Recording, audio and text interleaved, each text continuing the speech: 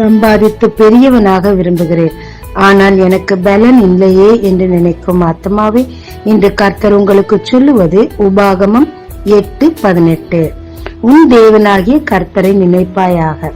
அவரே உன் பிதாக்களுக்கு ஆணையிட்டு கொடுத்த தம்முடைய உடன்படிக்கையை உறுதிப்படுத்தும்படி இந்நாளில் உனக்கு உண்டாயிருக்கிறது போல ஐஸ்வர்யத்தையும் சம்பாதிக்கிறதற்கான பலனையும் உனக்கு கொடுக்கிறவர். தகப்பன் கர்த்தர் மேல் வைத்திருக்கிற நம்பிக்கையை பார்த்து பார்த்து வளர்ந்த மகன்தான் சாலமோன். அவருக்கு பதவி வந்த போது அவர் தன் தகப்பன் தனக்காக சேர்த்து வைத்ததை நினைக்கவில்லை. தனக்கு மற்றவர்கள் கொடுக்கும் வெகுமதியை பற்றியும் நினைக்கவில்லை.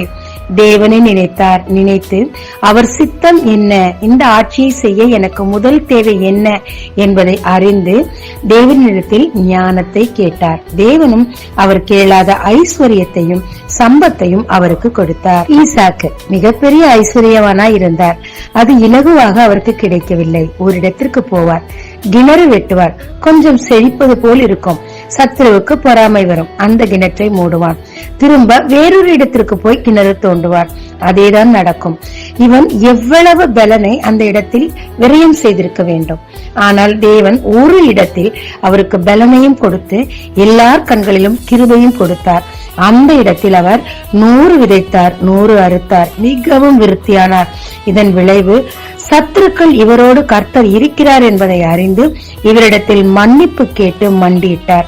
இதற்கு தேவையானது 2 விஷயமாய் இருந்தது. ஒன்று, கர்த்தரை எப்பொழுதும் நினைத்துக் கொண்டே இருந்து அவர் சித்தப்படி செயல்பட முனைவது.